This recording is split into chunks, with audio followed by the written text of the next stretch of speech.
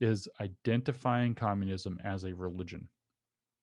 It is Yeah, a it faith absolutely construct. is. This leads to one of the other questions that I had for you. Actually, was about religion and the loss of religion, particularly in this country. Why they felt that that was an institution that needed to be destroyed, and how communism certainly has replaced it. I think communism is very religious doctrine, even though it's atheistic. It's religious. I But I mean, with the also want to ask. Hegelian metaphysics. So the metaphysic is there. Exactly. And then my other question is to attach to that is I see a lot of parallels between we'll call it, for lack of another word, COVIDism, um, as being very religious. I mean, in its practice and its doctrine and the way it's being pushed forth. So Yeah, politics have, for very many people, replaced religion. And I have kind of very complicated thoughts about whether or not that anything could actually be done about that. mhm. Um, so I don't know, I think it's a facile thesis to say religion declined in the West and this filled in, and there was a deliberate decline of religion, blah, blah, blah. Because I don't know that I do know that religion's decline was accelerated by this stuff. I just don't know that, I think it was happening anyway. Mhm. The Christian story is difficult to maintain in light of Darwin. This is simply true that those two things exist in tension that's not easily resolved. And when you are going to have both prominently, you do have some challenging issues. So I don't know. I don't have a very. I mean, it would take me an hour to talk about all of this, but Sure. I don't have a very concise way to speak about it.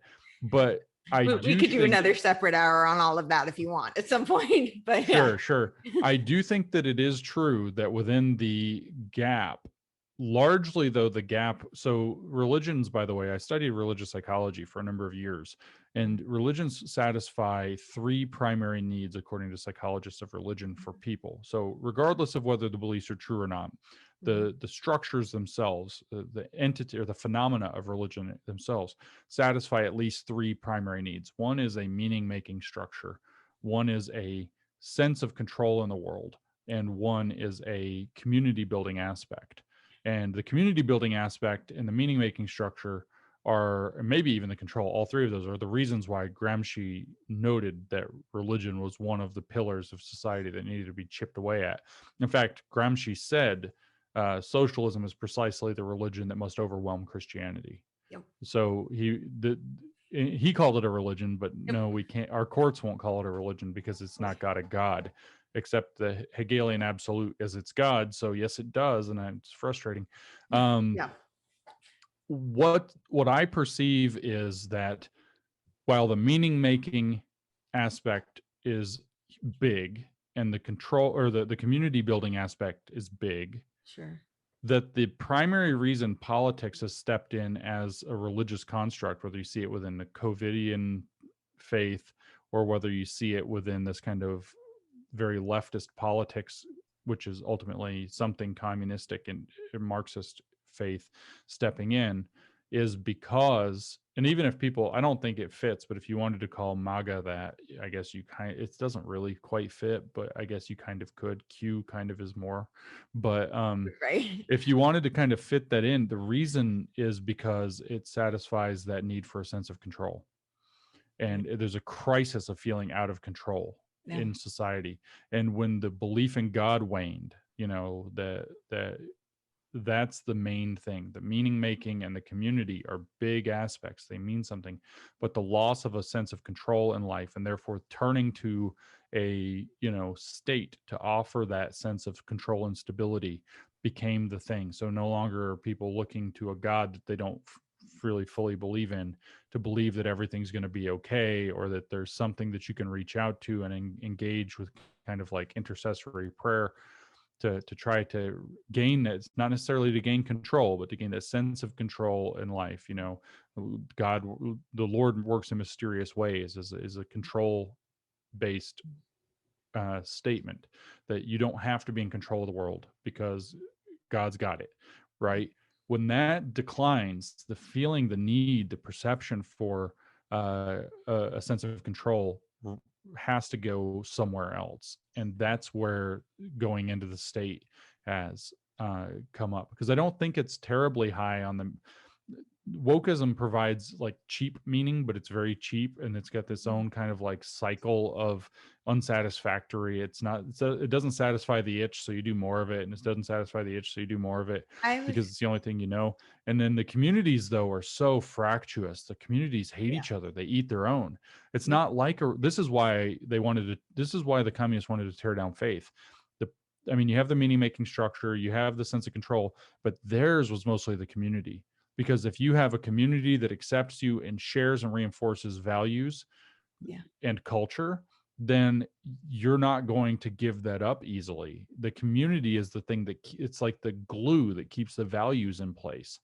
And so if you run into some communist propaganda, for example, or any propaganda, and then you can go back to a trusting community and relay that to them, they can then offer you instruction and set you straight, as it were.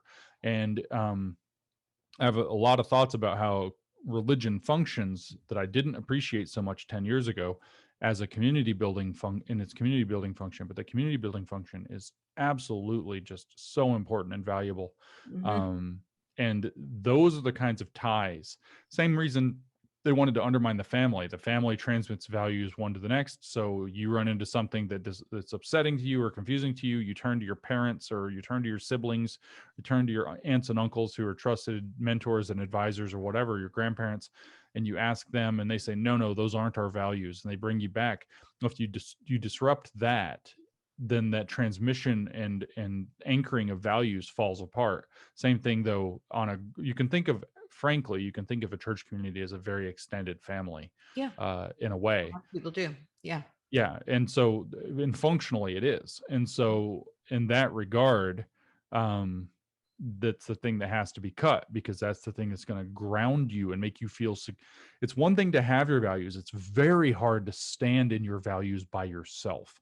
It is much easier to stand in your values when you have a community of people around you who share them. And they want, like any good cult, they want you segregated and cut off from that. Right. Right. Yeah. And that's a really good point. It's really hard for people to stand in them on their own. It requires tremendous courage and integrity, which, they It wouldn't hasn't be been pleasant for virtue. me at all. Yeah. I, I understand. I understand. I can relate. Yeah. What are your thoughts on, you were talking about from a pedagogical perspective, you would teach virtuous ethics, but you're more of a consequentialist Mhm. by practice or belief. What are your thoughts on morality and morality's role? Because one of the things I find so fascinating about the inception of this country, particularly, is and it's regardless of whether you are a religious person or not. Our founders very much believed that you could have the freedom to believe whatever you wanted to believe, whether that meant no religion at all, but that the moral underpinnings of Judeo-Christian values were woven into the founding documents. And that was essential because it created checks and balances to human nature. There are, evils inherent in human nature: hubris, greed, all the deadly sins. And that was kind of it served as a checks and balance, because a truly free market is going to become an oppressive market if you don't have the moral underpinnings, woven into it. So what are your thoughts on that, and how and where we're going with I personally, I see it as a loss of morality currently, but I don't know if you would agree with that and what your It thoughts is a loss of morality. It's a Nietzschean critique of morality, which are. led Nietzsche to hold up, his childhood fantasy of Zarathustra as the amoral Ubermensch.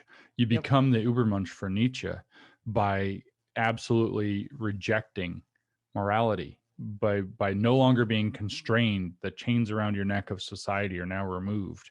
The expectations on you to behave and act and hold yourself in certain ways are removed. Now you're more free. And this is, you read this very clearly. I think, first of all, Michel Foucault, the postmodernist, Mhm. was mostly a Nietzschean. Like, that's what he was going for to justify his own. Literally, I think it's fair. I'm pretty open-minded to people, whatever people like to do sexually. That's, as long as nobody's getting hurt, it's kind of their thing. Mhm. But it fits to call Foucault aberrant. not just in the sense that he was gay in a society that wasn't accepting gay. I mean, he was into the very sadistic aspects of BDSM. He was Mhm. also pedophilic. Yep. Uh, and so he wanted an expansion of the ranges of sexuality, not just because, as it would be my opinion, it's nobody's business if two guys want to get together or two women want to get together or 11 people want to get together and have a party. Nobody's business but theirs if they're adults. Well, he wanted to expand it into the range where we're now questioning ideas like, well, what if they're not adults? And part of his motivation for how he was going to achieve that was that very Nietzschean idea of the critique of morals, that you become actually above man, you become a superman by getting away from morality. Now, if we switch frames and we get into a psychological perspective, most people don't. Most people are normal psychologically, or at least to within a normal range, and most particularly, 99.3% of people are not psychopaths, This is essential a good thing. psychopaths. And what is it though that makes somebody a psychopath? Now, of course, we could look at the Harris psychopathy inventory, which is 20 different categories of things scored from 0 to 2. We could see what different things, but the kind of essential core of psychopathy is a profound lack of empathy, Yeah. a profound lack of conscience, a lack of a moral compass. And so if you actually read about psychopathy from people who are willing to be honest about it, it grants them superpowers. They become Ubermensch. And so Nietzsche was actually encouraging people to behave more psychopathically through this vision that he had. And Foucault was like, great instruction manual. Now I can have some kids. And so he goes after this. And then this kind of gets woven into that kind of whole postmodern way of thinking that's kind of crept through society and dissolved the moral underpinning since the 1960s. But so now we're talking about the 1960s, and we've talked about some postmodernists, but this is happening over here in neo-Marxism too. Herbert Marcuse's stuff about liberation. You read Eros and Civilization. You read Essay on Liberation. So Eros and Civilization was 1955. 14 years later, his Essay on Liberation in 1969. There's an extraordinary, that's 14 years of, he's well into his adult years, talking about the need for sexually liberating, blah, blah, blah. You get this impression that he's this creepy old guy that wants to have orgies when you read it. That's really the impression that you get. Yeah. And so the sexual liberation thing and And it was based dissolving. on, it was based on Freud's polymorphous perversity. So That's it's, right. yeah. That's exactly right. And so you read all of this, though, and you get this idea that dissolving the moral underpinnings of the society was actually an intentional goal that they had, because that's what they equated liberation with. Whether you call it liberation in the sense of Marcuse, or you call it expanding the potentialities of being in the essence of Foucault, or you talk about it becoming the Superman in the essence of Nietzsche, you see this long drive actually to undermine the moral fabric. So what do I think are of morals then? Morals are frameworks of mostly norms that people primarily socially enforce one to another. They're typically not written into law, though sometimes they are. But the idea is generally that they're norms and codes of behavior and codes of ethics that people hold mostly through social enforcement, that approximate what it takes in some level of guess, which usually they've evolved over time to this state, to try to create a society of human flourishing. So they are I don't actually have any religious beliefs, so I look at this from a very kind of material evolutionary perspective. I see them as societies are going along, good things and bad things are happening, and people are seeing what the good things and the bad things are, and sensible societies are shaping the norms of that society around those things that produced flourishing and that prevented the short-sighted harms that we had. Oh yeah, this terrible things happen, so we got to exclude that. Free riders are tearing our thing down, so we're going to shame people who want to get stuff for free. That should be shameful, blah blah blah. And so you kind of get this progress. And so when you have something like the Judeo-Christian ethic, which I think is a profoundly good one, something that's lasted 2,000 years, that has created literally the most prosperous societies in history once you got the tyranny whacked out of it by inventing secularism and the Enlightenment. Once you took out the ability for, say, popes or kings to use their religion in a tyrannical way, Yeah. basically we unlocked the gates to allow for the greatest amount of human flourishing and prosperity ever in human history, because many of those values are correct values for creating a flourishing and prosperous society. Uh, of course, on the other hand, so this is what I think of as morals. Of course, on the other hand, I don't totally disagree. And so people watching this will be like, that's not what Nietzsche meant, because people really love Nietzsche. So Mhm. I'll grant a I'm that curious. Yeah. yeah, 'Cause that was a I little had that straw thought. manned version of Nietzsche. I'll steel man Nietzsche now. I actually believe that wisdom, this is one of my favorite sayings, is that wisdom is knowing when to break the rules. Yes. But knowing when to, so the rules, even when they're moral rules that are socially enforced and not necessarily laws, the rules are restrictive. Foucault's not wrong about that, right? Marcuse did not misperceive that fact. They weren't just these evil characters. Morals are, Nietzsche was correct. They do restrain people from being their true selves or their best possible self. But the trick is that wisdom is necessary to know when to break the rules. Right. So we did the third And school of wisdom meta is ethics, rare. and it's rare. That's right, and it has to be cultivated. The third school of meta ethics that we didn't talk about is deontological, and that's Mhm. kind of, following the rules or whatever. The rules are given, and you've got to, what's moral is doing what you're supposed to. And so there are different levels. If you lack wisdom, then the consequentialist in me says, if you lack wisdom, then you're not going to be able to work out when it's good to break the rules and when it's not. So you're going to have to follow the rules as the rules. But when you do have wisdom, or if you're willing to take those calculated risks and have the willing to take responsibility for the failure, that's the key, then, you know, sometimes there is no spoon, sometimes the rule is flexible. And there's a huge amount of tension. So, this got real deep real fast. There's a huge amount of tension then between, should we let these moral norms constrain us, or should we reject them? That really boils down to a very complicated discussion of when is it appropriate, by whom, and in what circumstances. The easiest examples for things like this, if you want to work out things, I don't know, this maybe it's just me, but for me, the easiest place to kind of dive in to get the idea of rules and norms and so on as kind of a proxy for morality is the rules of traffic. And I remember Yeah. as a I kid, use that example a lot too. Yeah. yeah, when I was a kid, I asked my dad, if we were the only people on earth, everybody else vanished in this minute, would you still drive on this side of the road, or would you drive in the middle? And I was like 7 or something. I asked him that, and it broke his brain. He like didn't know what to do. He was like, don't ask questions. It was one of those kind of moments, Yeah. because at first he said he would keep driving in the stated lanes. But the thing is and if you're in a rural area, if you've grown up or spent time in a rural area and you get comfortable living there, you kind of know this. It's late at night. You pull up to one of those stupid red lights. It's on a timer. It's red. There's no other cars. It's maybe you're in Kansas and it's flat and you can see there's no other cars in any direction. Why are you going to sit 2 minutes at the red light?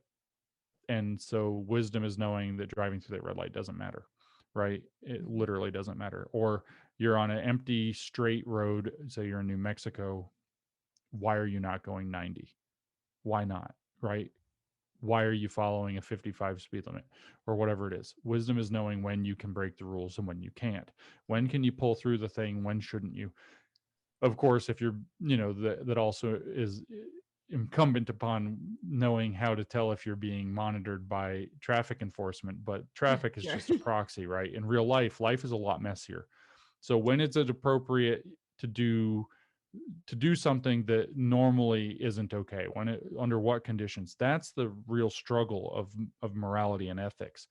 But a lot of people don't have, and I'm not striking them as a character. I believe in people. I believe that they can live a self-reflective life and an examined life and improve their wisdom and thus make better decisions.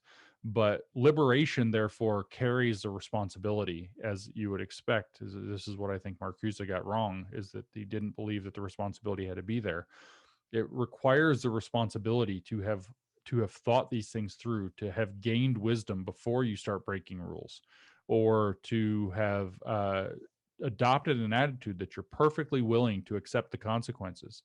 If wisdom is knowing when to break the rules, and you think driving through that red light at 2 a.m. in the middle of nowhere where there's nothing and there's no consequences are going to happen to you, so you drive through, but you didn't know there's a traffic camera on the pole and you get the ticket, you still have to take responsibility for the fact that you broke the rule, even if the rule's stupid, in that case. So you have to have responsibility on both ends, or else you can't be liberated, because it's going to work out badly. And the morals are sets of norms that generally constrain our behavior to try to promote flourishing on scale, and that bind communities and sets of values, and with an understanding of their purpose, etc., and keeping those values. I don't know about purpose of life, but purpose of keeping the values is the flourishing of the community and society that you're embedded within. The tension between the individual and the collective is always kind of there. Yeah, for sure. Why do you think there has been such a loss of morality? Well, I mean, some of it is that you know I always want to try to be as generous as possible. It's easy to say, oh well, these snakes have been undermining things, and there's a degree to which that's kind of true. Sure. These godless idiots have been trying to tear down. There's a degree to which that's true, but there's also the fact that technology has been changing and does raise questions, to where if I'm right in saying that morals are an approximation of how best to achieve flourishing and under a given set of circumstances, when the circumstances change, then the approximation might be off now, where we may have achieved an extraordinarily high level functioning, high flourishing set of morals, say in the 1930s or 40s. I'm not going to say that's true, but for the sake of argument, let's say that we came very close to a pinnacle of moral organization in American society or whatever. It's impossible to deny that the invention of birth control just changed sexual morality tremendously, because the conditions are now different.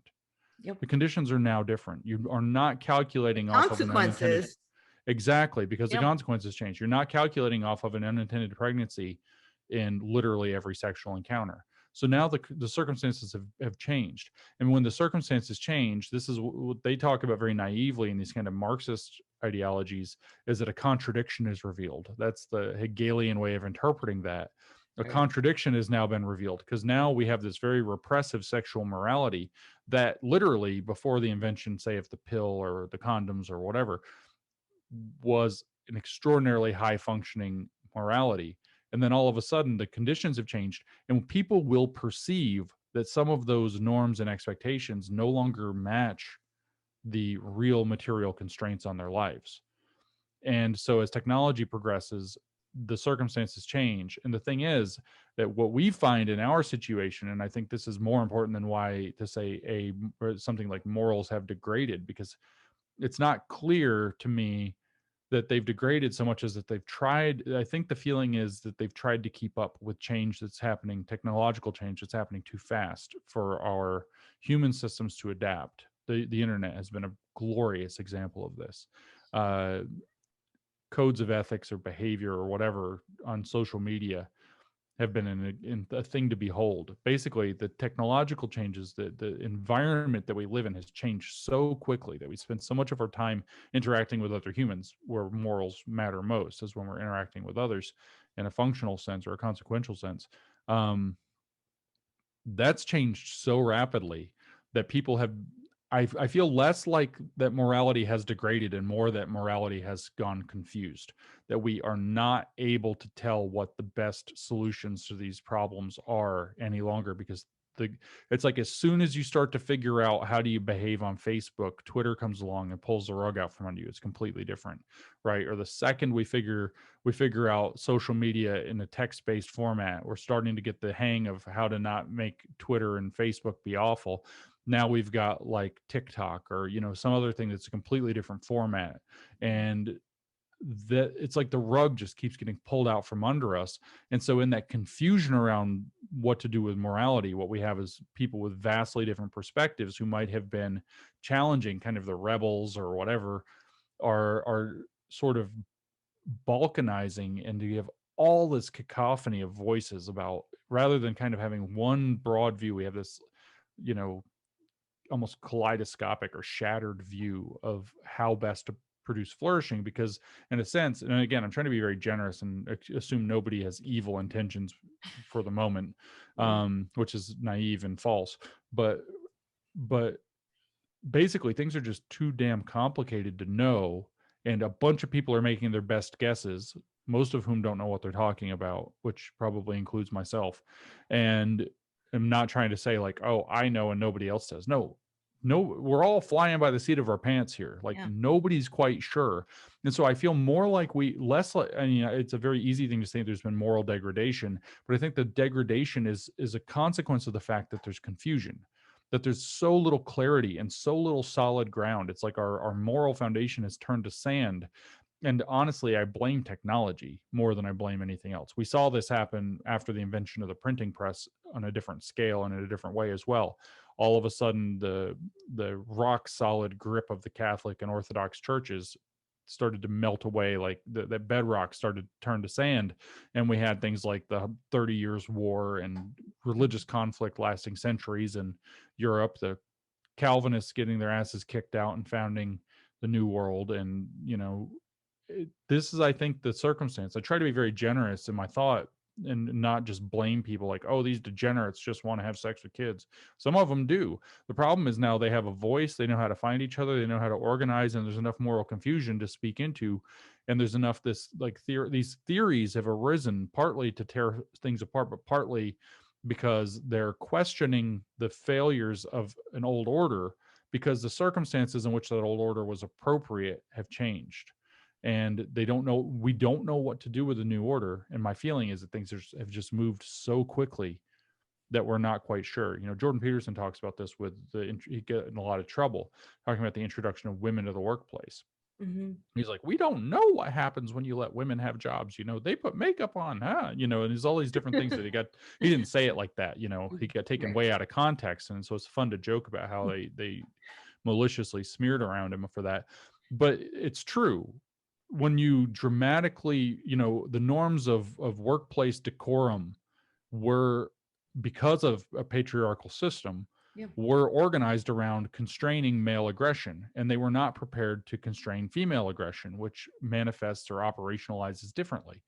And then when we get to the internet, Peterson has also pointed out very well that male aggression doesn't upload, but female aggression, which is reputational, does. And what he didn't remark on is that personality disorder based aggression uploads real well too. Yes. Cluster B personality disorders are relatively easy to restrain in physical space, not real easy to even detect or restrain in digital space. And so we have this real problem now where, we're in I hate to use the phrase brave new world, but we're in a brave new world. And I just don't think people know, like the norms around even having a fully co-ed workplace haven't been worked out. We're just now getting to the point where women are like, wait, freezing my eggs was a mistake. Like that didn't work. We're delaying motherhood was actually a mistake. We're just getting to that aspect of the lesson learning process. We're just now with the trans thing starting to see the emergence of a detrans movement. So 10 years of disaster has been building up, and it's just now starting to come out that it was a mistake. Meanwhile, everything has progressed so quickly without the ability to have learned those lessons. So we're in this new state now where things evolve so quickly, the circumstances evolve so quickly, that it's very difficult to figure out how to tell who we should listen to, what we should do, how do we deal, like norms around female aggression in the workplace still haven't been figured out. They just haven't. They kind of have, but they just haven't. I think the better way to say it is not so much they've been figured out, but they've been regulated to some degree. That's still in the trial and error process. Yeah. Yeah, and that's the thing. That's how we're going to learn these things. If you want to do a large scale social experiment, like saying, second wave liberal feminism brought in, saying that, every woman who wants to work can work and she's welcome, as whatever job she wants to get, good for her, which is something I fully believe in. Mm-hmm. The truth is that that's going to dramatically change the dynamics in a lot of working environments. And it's not at all going to be clear that that's the case. And then it's going to not at all be clear how you resolve or regulate the problems that the exploitations that can arise, or the blind spots that weren't considered as you step into that. So that's a large scale social experiment. It's not the same as social engineering. It's a large scale social experiment that has, in my opinion, been mostly successful, but Mm-hmm. has opened the door to enough confusion where you also have to recognize, I've taken the evil people off the table for the moment, that those people have a space now that they can very readily exploit, Yes. and they are very readily exploiting it. And that's launched this kind of woke thing in. And it's a little too, I mean, I believe in some of these things that got called conspiracy theories for so long now, but it's a little conspiratorial for me to say, oh well, maybe it's true, I don't know. The CIA and the what do you call it, the neo-Marxists, the new left, teamed up to do sexual liberation specifically because it would tear society apart, or is because people aren't going to get pregnant, people wanted to have sex in ways and question the old order. I don't know. I don't know that it was a deliberate attempt to tear society apart, that Marcuse wanted to have orgies and basically talked about sexual liberation. I think he just Right. probably wanted to have Well, I orgies. think the one thing that we can say with some certainty is that they wanted power. And the best way to achieve power is to create a breeding ground for chaos. And that's a breeding ground for usurpation. So Yes. in a sense, that does lead to society. So No, I mean, it's certainly the case that they were looking for agitations to stoke unrest as well. Like they definitely were pushing these issues.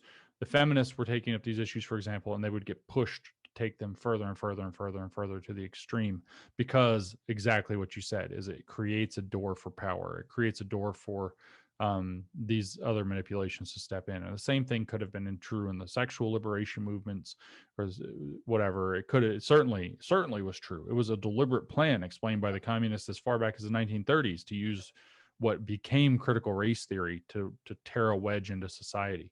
So that is certainly the case, there were deliberate aspects to this. yeah, and what's interesting that I was just thinking about as you're talking about how essentially it's a human experiment, but these are in the sociological realm, and that has its dangers as we see. But the consequences, to some degree, I don't know whether you can compare, what's going to be more perilous potentially. I don't have the crystal ball on that, but we're experiencing right now an age of medical and biological experimentation, and we have no idea what the consequences of that are going to be. So I think there will be bad ones. There will be bad ones. Well, yeah, anybody, and I think that this is true for anybody who has actually looked at the science behind it, whatever. And that's the other thing too, is how hidden a lot of that science is. The amount of thinking you need to do there, that needs to be questioned as well. Why? That's the main reason that you shouldn't trust it. Yeah, exactly. If you have to dig that hard to find the truth, then you've got to question, why do you have to dig that hard? Why is it being covered? Why is it being hidden? And I mean, the best,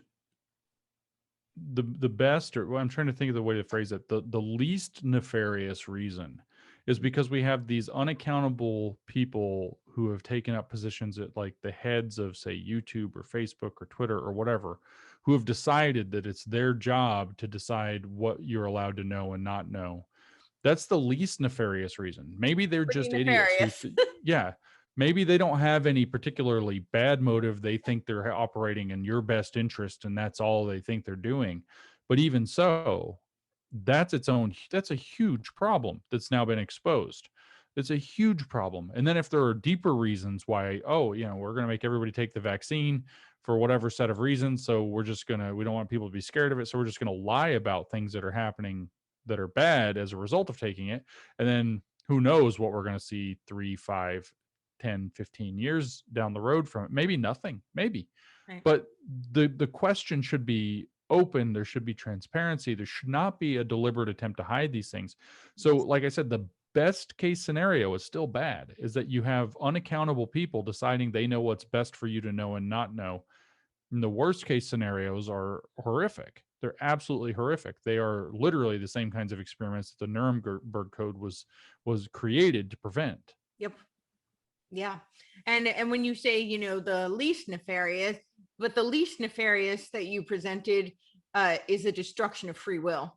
Exactly. And that's literally transhumanism, I believe. If you take away free will, we cease to be human. So I think it's an absolute removal of cognitive liberty, because if you aren't able to access the information, it's not even just about even the freedom to speak. It's the freedom to think the thought. If you're never allowed access to the information, the thought probably will never occur to you. Or, if you're afraid to express a thought, or if you have the language to express the thought removed from you. Yep. That's one of the themes of 1984, is that if you change the language enough to newspeak, if you dumb the language down enough, certain thoughts just aren't expressible. Yep. And so you can't think them because you don't have, it's all just kind of vague imagery. Yeah. There's no way to do it. This being why the Germans and the Greeks were allegedly so deep in their philosophy, is because the German and the Greek language allowed the expression, the articulation of such refined, complicated thoughts. Yeah, so nuanced. So I have two more questions for you, and they're kind of related, but you did these hoax studies and you created new discourses. I'm curious why you did both. Okay, so the why is pretty easy, but they are different. Yes. They're sort of similar. It was to inform people. They're both to inform people. So in 2017 and 18, we wrote a whole bunch of fake academic papers. There were 20 of them, 7 of them ended up accepted. They were ridiculous. That's a story that's been told. People can look up the Grievance Studies Affair for themselves and see all about it.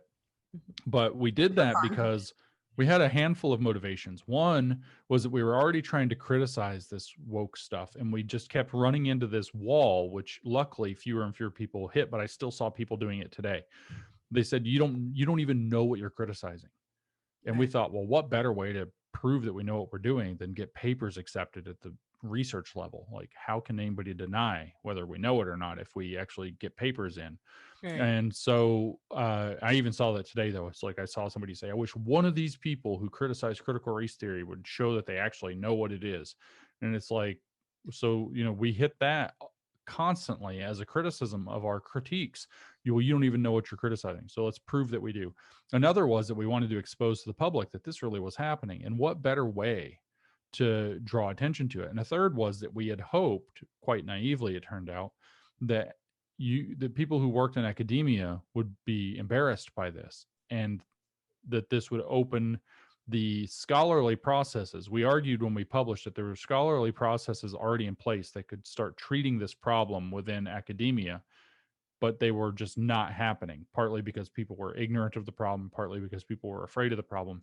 So by demonstrating that what was happening in these lines of literature in fields like gender studies and ethnic studies and so on, critical race theory, by demonstrating that that's sophistry, and in fact that they are willing to entertain ridiculous and unethical concepts in service to their theory, and that there's really nothing that it stands on, by demonstrating that maybe people within the university system would begin a critical process of this that would start to clean it up. And I think that there could be a very useful gender studies in existence. I think there could be a very useful study of race that isn't quite critical theory, but adapts some of the approach of the critical mentality. I think that these things could and should exist, even in interdisciplinary, all these fancy words they use. But what's happening right now is a total shit show, and we wanted people to see that. So those were the main motivations for having done that. Why, if you had like a computer system or whatever, or if you were for the government and you hired me as a hacker to try to break in to find the vulnerabilities, nobody would question why that's happening. Or, if you had a church and you have on your church and you're putting a church sign, you're putting the words on the church sign, and every now and then we see them go around on the internet, these hilarious church signs where somebody didn't think through the wording that well. And you try to get somebody to, like, you get like a 15-year-old boy, like, that doesn't say anything perverted, does it? By mistake, like, fall on your knees and worship Jesus. Like, whoa, careful. Whatever it is, that doesn't say anything people will take the wrong way. So people would understand. So those are the motivations, though. Show the world that this is happening. Right. Hopefully encourage academia to take the right steps, which it did not do at all. And then to also literally to prove to people, yeah, the criticisms that we've been leveling on this are founded in us understanding that there's a big problem. We know what we're talking about. It's actually a big problem. So New Discourses is a different project. My goal with that is actually just to provide as quickly and as freely as possible the largest amount of information that I can get out there that helps people understand what this so-called woke or social justice or critical social justice movement is about. How does it think? How does it use words? What does it do? I want to provide people a vocabulary and with other resources, but primarily I want to give them the vocabulary to understand and to start doing something about this problem. Because if you don't understand, if you don't have the vocabulary for it, you can't even talk about the problem. So if I can give people the vocabulary, if they're lawyers, they can take it on in law. If they're educators, they can take it on in education. If they're in medicine, they can take it on in medicine. But somebody, and I decided that I was somebody for this, had to provide the lexicon in which that conversation could be had. So we needed New Discourses about these issues. That was a clever name. Yeah, I love it. We needed New Discourses about these issues because the issues like diversity, equity, inclusion, racism, so on, everything, those conversations, the discourses around them were all captured by this ideology. And so to have New Discourses, I had to provide a vocabulary and enough understanding for people to engage it. So I operate, it is a business, actually, it's a corporation, but I operate it like a C3. I operate it like a foundation. I'm just trying to put information out. There's no ads, there's no walls except my one podcast. And that the paywall on my podcast, I have a subscriber only podcast, isn't to necessarily get more subscribers and have paywalled access. It's because I felt bad that I was literally too busy to do anything for people who were paying me. So I had this whole army of people who were supporting me, and I wasn't doing anything for them because I didn't have time. So I was like, you know what, I'll make a special podcast for you guys only. So it's really my way of trying to give back to the people who support me that I created extra content for them. It's not the other way around. But I mean, people will call me a grifter anyway. So that's what New Discourses is about putting information out that informs people and gives them the tools and especially, like I said, vocabulary to talk about what's going on here. Yeah, it's fantastic. I'm so grateful for the work that you're doing. So really appreciate that. So my last question, and then if any closing comments or remarks you want to make, would just be what you see for the future of this country, the future of thought, the future of freedom. Yeah. Well, it's a little cliche to say so, but we're at an inflection point. So I can't actually tell you what I see, which is great because a few months ago, I would have been telling you any dark things. Okay, so we're moving in a good direction then. I do think so. So what I see actually, is we've talked about it a bit, is that there is a groundswell, that something has changed. The wind is blowing slightly differently. People are understanding that there is this concept. Maybe they don't have a deep understanding of it yet, but they have enough of an understanding. They know the words critical race theory, for example. They know that it's something. They actually know enough to understand what it's doing. And so there is a different kind of situation. There is the ability to create those public pressure campaigns. There are people speaking up. There is the ability for people to file lawsuits because they have that vocabulary to articulate the fight in. And so now we're in a position where I think that we have just or are, I think we have established, if we think of it in like a World War II metaphor, we have established a beachhead. I think if this were to be analogized to a world war, that D-Day has already come and gone, although it's not clear which day that was. We have established an ability for people to understand and push back. So now I say that we're very much so at an inflection point. The future of our country, I think, is not yet clear. There is the possibility that enough people will steel their spines, they will gain the necessary understanding, they will forge the necessary networks with one another, and to start saying no loudly enough and with enough force to where those people who do have access to power can do what's necessary, which is to start producing, legal protections, to start taking legal action, to start removing people from power who are using this ideology to abuse their power and to threaten our organizations, institutions, and our society. But it's not yet clear that there's that pressure has to arise, and it's going to have to be sustained for longer than people realize. If these woke people are in essence communists will not stop until they are stopped. And ideally what they get stopped by is simply just taking them out of positions of power. Just get that, recall them if they're in public office, force their resignation through public pressure campaigns if they're in an institution or something like that. Do like they did in Dallas, and I think Austin, maybe University of Texas, where they put the financial pressure to bend the university back to the right direction. Unless those things happen and continue to happen, probably over the course of the next decade, which is a long time to sustain something like this, then the future of our country is not at all clear. The goal is a supranational, so global order that's shaped very much like what China is shaped like now. So if you like what the CCP is doing and you want the whole world to be governed that way, with the idea that we're also going to equalize wealth and opportunity globally, so rich countries are going to sacrifice their well-being for all the rest of the countries in the world, then that's the objective, and that's the thing that we're actually up against. And if you don't understand that that's what we're up against, like, woke is just a small aspect of how it's to be achieved. So I don't know what the future looks like. It could go dark, and it could go very dark. It could go like the Hungarian Revolution in 1919 or 1819, I think, where it stuck for 7-8 months and then fell apart. It might not go at all. It might get prevented. We might end up just with this kind of attempted cultural revolution thing that we end up saying, no, you know what? We've seen this in the past and we're not doing it.